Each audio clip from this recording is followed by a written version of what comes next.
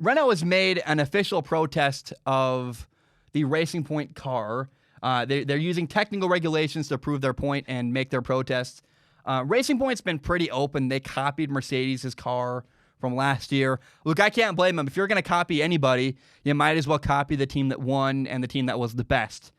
Now, to be clear, copying a team is really risky and hard because you can look at pictures, you can say, I'm going to do this, but you're not an expert that they are at the things they're doing. So it's hard to copy people in any form of entertainment or form of racing or anything. Copying is not always the easiest route. It's sometimes easier, I have found, to do my own product, to make my own thing. Now, Renault's protest is really aimed at having the FIA, which is Formula One's governing body, make sure that Racing Point did not get help from Mercedes in designing their car. So you can buy parts from other teams. Racing Point bought parts from Mercedes. That's totally legal. That's totally okay.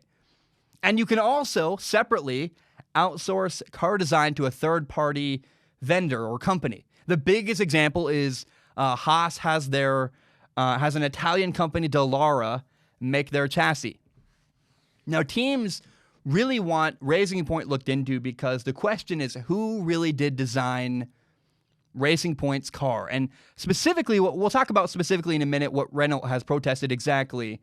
But you can outsource your car to a third-party company, but you cannot have a competitor design your car. Now, I'm skeptical of all this. I don't know that Racing Point did cheat. My question is, why would Mercedes aid in helping design Racing Point's car? I have no idea why they would do that. Kind of seems silly, makes no sense. And there really isn't any evidence yet that Racing Point has broken the rules. So people keep asking for my take on the Racing Point situation. Number one, I want to say this. Hold on. Wait and see what happens. Let's find out what becomes of this information, what becomes of the investigation that's being done by the FIA. When it's over, we can then cast judgment because we'll know what the result was. I think it's a little too early for people. People keep asking, what's your opinion? What's your opinion?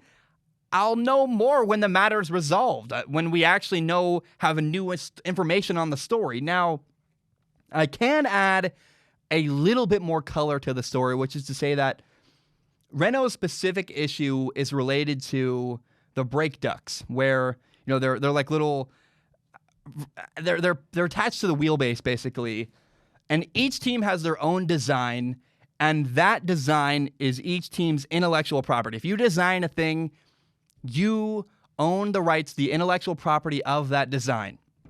You cannot have it copied. If you copy another team's intellectual property, that's illegal by the FIA rules. Now, from the outside, Racing Point's brake ducts look the same. You look at it like that. You look at side-by-side pictures, you go, okay, the brake ducts, and it's D-U-C-T-S, ducts. I can't say it. It's hard for me. They look identical. Now, the question is, how about on the inside? They can look the same from the outside. Is the design on the inside of the Racing Point car the same as the Mercedes car from last year?